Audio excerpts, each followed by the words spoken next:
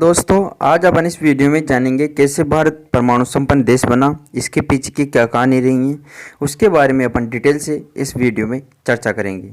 तो आइए दोस्तों, वीडियो को शुरू करते हैं। वर्ष 1998 में भारत ने पोखरण में 11 मई से 13 मई तक सफलतापूर्वक 5 परमाणु परीक्षण किए थे। इस सफलता के बाद तत्कालीन प्रधानमंत्री अटल बिहारी वाजपेयी ने जय जवान जय किसान जय विज्ञान का नारा दिया था। दोस्तों, डेट याद रखना, 11 मई से 13 मई तक सफलतापूर्वक 5 बार परमाणु परीक्षण किए थे। इस सफलता के बाद तत्कालीन प्रधानमंत्री अटल बिहारी वाजपेयी ने कौन सा नारा दिया था? जय जवान जय किसान और जय विज्ञान का नारा दिया था। यह दिन हमारी प्रौद्योगिक ताकत को दर्शाता है।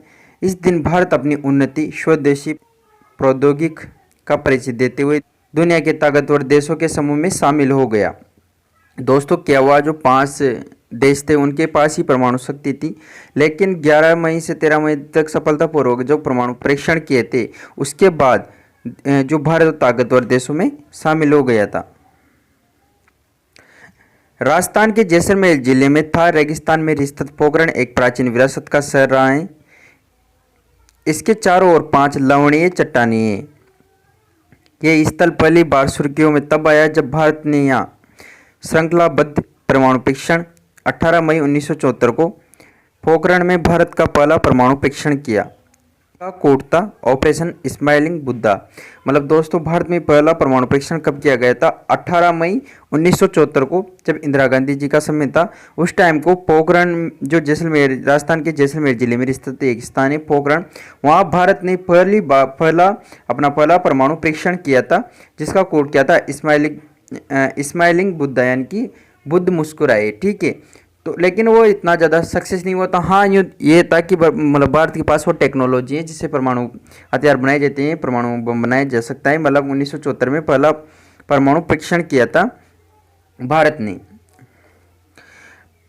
परमाणु विस्फोट से पहले दुनिया के जासूसों का ध्यान बांटने और उन्हें छांटने के लिए भरपूर मिसाइलें, रॉकेट और बम का इस्तेमाल किया गया था। तत्कालीन अटल बिहारी वाजपेयी सरकार ने नेतृत्व में 1998 में पोखरण में एक के बाद एक 5 परमाणु परीक्षण किए।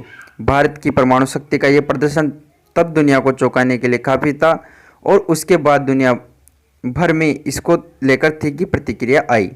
दोस्तों, क्या हुआ, हमने पिछले वीडियो में भी जाना है एनपीटी सीटीबीटी के वगैरह के बारे में। तो वो तो पहले ही लगा रखे थे भारत पर, एनपीटी पर और सीटीबीटी पर हस्ताक्षर नहीं किए थे भारत ने। मतलब कोई टेक्नोलॉजी नहीं खरीद सकता किसी देश से, और मतलब कोई परमाणु परीक्षण नहीं कर सकता जल, थल और हवा में। तो ये स्थिति बहुत ही गंभीर थी। उससे सैटेलाइट लगा रखी थी अमेरिका ने हमारे ऊपर, ताकि भारत परमाणु परीक्षण नहीं कर सके। जब भारत का परमाणु परीक्षण हो गया तो जवाब में पाकिस्तान ने भी कुछ ही दिनों के अंतराल में परमाणु विस्फोट किया।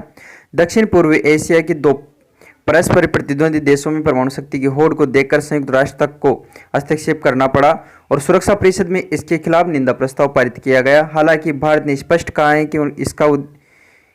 कि उसका उद्देश्य परमाणु परीक्षण शांतिपूर्ण उद्देश्य के लिए है और उसके जरिए नाभिकीय हथियार बनाने का इरादा नहीं रखता है। भारत ने जब परमाणु परीक्षण किया तो उसके बाद पाकिस्तान ने परमाणु परीक्षण के लिया। तो दोनों परस्पर प्रतिद्वंदी देशों में परमाणु शक्ति की होड़ को देखकर जो संयुक्त राष्ट्र संघ है उसको हस्तक्षेप करना पड़ा, और जो सुरक्षा परिषद है उसमें निंदा प्रस्ताव को पारित करना पड़ा। हालांकि भारत ने स्पष्ट कहा है कि जो हमारा उद्देश्य है वो परमाणु परीक्षण शांतिपूर्ण उद्देश्य के लिए है, उसके जरिए जो नाभिक हथियार है उनको बनाने का इरादा नहीं। भारत ने तो पहले भी कहा है कि हमारी ओर से कभी भी परमाणु हमला नहीं किया जाएगा, और जो जिनके पास परमाणु हथियार नहीं है, जिन देशों के पास, उन पर कभी भी परमाणु हमला नहीं किया जाएगा। जो परमाणु बम में परमाणु हथियार है वो हमारी सुरक्षा के लिए, ना कि किसी देश के ऊपर अटैक करने के लिए। ठीक है, जब तक देश के ऊपर कोई परमाणु ऐसा कोई हमला नहीं करेगा तब तक मतलब पहला परमाणु प्रयोग हमारी ओर से नहीं होगा। भारत के परमाणु शक्ति संपन्न होने की दशा में काम वर्ष 1945 में शुरू हो गया था, जब होमी जहांगीर बाबा ने इंस्टीट्यूट ऑफ फंडामेंटल रिसर्च की नींव रखी थी। लेकिन सही मायने में इस दिशा में भारत की सक्रियता 1962 में भारत चीन युद्ध के बाद बढ़ी। इस युद्ध में भारत को शर्मनाक तरीके से अपने कई इलाके चीन के हाथों गंवाने पड़े। इसके बाद 1964 में चीन ने परमाणु परीक्षण कर महाद्वीप में अपनी धौंस पट्टी और तेज कर दी। दुश्मन पड़ोसी की यह हरकत भारत को चिंतित और विचलित कर देने वाली थी। लिहाजा सरकार के निर्देशों पर भाभा परमाणु अनुसंधान केंद्र ने प्लूटोनियम और अन्य उपकरण विकसित करने की दिशा में सोचना शुरू कर दिया था। दोस्तों, क्या हुआ? भारत ने परमाणु शक्ति संपन्न होने की दिशा में 1945 में सोचना शुरू कर दिया था, जब जो ओमी जहांगीर बाबा ने इंस्टीट्यूट ऑफ फंडामेंटल रिसर्च की नींव रखी थी। लेकिन सही मायने में प्रतिक्रिया जब सामने आई, जब 1962 में भारत चीन का युद्ध हुआ और भारत को करारी हार का सामना करना पड़ा और अपने जो कई इलाके चीन के हाथों गंवाने पड़े। और 1964 में चीन ने परमाणु परीक्षण कर लिया था। उसके बाद इन दुश्मन की ऐसी हरकतों को देखकर भारत को चिंतित होना पड़ा, विचलित हो उठा भारत। तो ऐसी स्थिति में उन्होंने सोचना तय कर लिया कि भारत को भी परमाणु परीक्षण करना है। भारत ने अपने परमाणु कार्यक्रम को तेज किया और 1972 में इसकी दक्षता प्राप्त कर ली। 1974 में प्रधानमंत्री इंदिरा गांधी ने भारत के पहले परमाणु परीक्षण के लिए हरी झंडी दी। इसके लिए स्थान चुना गया राजस्थान का जैसलमेर जिले में स्थित छोटे से शहर पोखरण के निकट का रेगिस्तान, और इस अभियान का नाम दिया गया मुस्कुराते बुद्ध। इस नाम को चुनने के पीछे यह दृष्टि थी कि यह कार्यक्रम शांतिपूर्ण उद्देश्य के लिए है। तो दोस्तों, 1972 में इस कार्यक्रम ने दक्षता प्राप्त कर ली। 1974 में जो तत्कालीन प्रधानमंत्री इंदिरा गांधी, उसने हरी झंडी दे दी कार्यक्रम को। और स्थान कौन सा चुना गया? राजस्थान के जैसलमेर जिले का छोटा सा शहर है पोखरण, उसके निकट जो रेगिस्तान है उसको स्थान चुना गया और इस कार्यक्रम को नाम दिया गया मुस्कुराते बुद्ध। ठीक है। 18 मई 1974 को परीक्षण हुआ। परीक्षण से पूरी दुनिया चौंक उठी, क्योंकि सुरक्षा परिषद में बैठी दुनिया की 5 महाशक्तियों के बाद भारत परमाणु शक्ति बनने वाला पहला देश बन चुका था। पहले परमाणु परीक्षण के बाद 24 साल तक अंतर्राष्ट्रीय दबाव और राजनीति नेतृत्व में इच्छा शक्ति के अभाव में भारत के परमाणु कार्यक्रम को दिशा में कोई बड़ी हलचल नहीं हुई। 1998 में केंद्रीय सत्ता में राजनीतिक परिवर्तन हुआ और अटल बिहारी वाजपेयी प्रधानमंत्री बनी। वाजपेयी ने अपने चुनावी अभियान में भारत को बड़ी परमाणु शक्ति बनाने का नारा दिया था। सत्ता में आने के 2 महीने के अंदर ही उन्होंने इस वादे को मूर्त रूप देने के लिए परमाणु वैज्ञानिकों को यथाशीघ्र दूसरे परमाणु परीक्षण की तैयारी के लिए निर्देश दिए। दोस्तों, क्या हुआ? जब हमने पहला परमाणु परीक्षण किया तो अंतर्राष्ट्रीय दबाव बढ़ गया, राजनीतिक नेतृत्व का अभाव हो गया। उसके बाद जो 1998 में एक केंद्रीय सत्ता में बड़ा परिवर्तन हुआ, राजनीतिक परिवर्तन हुआ। अटल बिहारी वाजपेयी जी प्रधानमंत्री बने, तो उन्होंने 2 महीने के अंदर ही इस कार्यक्रम को मूर्त रूप देने के लिए तैयारियां शुरू कर दी। क्योंकि इससे पूर्व 1995 में भारत की परमाणु तैयारी की भनक अमेरिका को लग चुकी थी, इसलिए इस बार अभियान की तैयारी को पूरी तरह गोपनीय रखा गया। केंद्रीय मंत्रिमंडल के कई सदस्य तक को इसके बारे में पता नहीं था। पूरे अभियान की रणनीति कुछ वरिष्ठ वैज्ञानिक, सैन्य अधिकारी और राजनीतिक शामिल थे। मतलब इस अभियान को इतना गोपनीय रखा गया, इतना सिक्योर रखा गया कि क्योंकि अमेरिका को उस टाइम पता लग गया था, सैटेलाइट की ओर से नजर रख रहे थे। और कहा जाता है कि सैटेलाइट में जहाँ जिस स्थान पर परमाणु परीक्षण किया जा रहा था उस स्थान पर खड़े हुए व्यक्ति में की घड़ी में क्या टाइम चल रहा है ये भी देखा जा सकता था। तो ये बहुत ही गोपनीय तरीके से इस अभियान की शुरुआत की। एपीजे अब्दुल कलाम राजगोपाल अभियान के समन्वय बनाए गए। एपीजे अब्दुल कलाम राजगोपाल अभियान के समन्वय बनाए गए। इसके साथ ही डॉक्टर अनिल काकोदर समेत 8 वैज्ञानिकों की टीम सहयोग कर रही थी।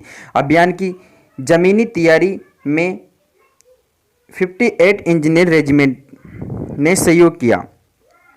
एपीजे अब्दुल कलाम और राजगोपाल अभियान में समन्वय बनाए गए। ठीक है, एपीजे अब्दुल कलाम को और इन दोनों को इस जो अभियान है इसकी तैयारी को सौंपा गया।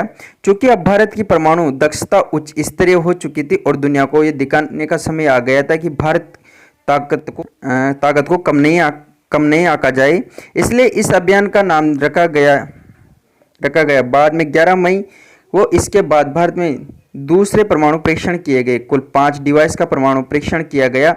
इस परीक्षण की सफलता के लिए प्रधानमंत्री ने पूरी टीम को बधाई दी। इस परीक्षण की सफलता पर भारतीय जनता ने भरपूर प्रशंसा जताई, लेकिन दुनिया के दूसरे मुल्कों ने इसकी तीखी प्रतिक्रिया हुई। एकमात्र इजरायली ऐसा देश है जिसने भारत के इस परीक्षण का समर्थन किया। इस परीक्षण के ठीक 17 दिन बाद पाकिस्तान ने 28 मई और 30 मई को चंगाई 1 और चंगाई 2 के नाम से अपना परमाणु परीक्षण किए। जापान व अमेरिका ने भारत पर आर्थिक प्रतिबंध लागू कर दिए। संयुक्त राष्ट्र सुरक्षा परिषद में प्रस्ताव पारित कर भारत और पाकिस्तान की निंदा की गई। जब भारत ने परमाणु परीक्षण के लिए लिया था तो अमेरिका ने कहा था कि अमेरिका कभी इस बात को स्वीकार नहीं करेगा कि भारत एक परमाणु संपन्न देश है। तो तुरंत तत्कालीन प्रधानमंत्री अटल बिहारी वाजपेयी जी आए और उन्होंने कहा कि जो चीज़ हमारे पास है उसके लिए हमें किसी के प्रमाण की आवश्यकता नहीं, और किसी देश को ये लगता है कि हमारे पास परमाणु बम नहीं है तो आ जाना खुले मैदान में दिखाएंगे हमारे पास परमाणु बम है नहीं। उसके बाद जो अमेरिका ने भारत पर आर्थिक प्रतिबंध लगा दिया। भारत आज अपने दम पर मिसाइल रक्षा कवच विकसित करने में भी सफल हो रहा है। भारत को विश्व शक्ति बनने के लिए दूसरों से श्रेष्ठ हथियार औद्योगिक विकसित करनी होगी।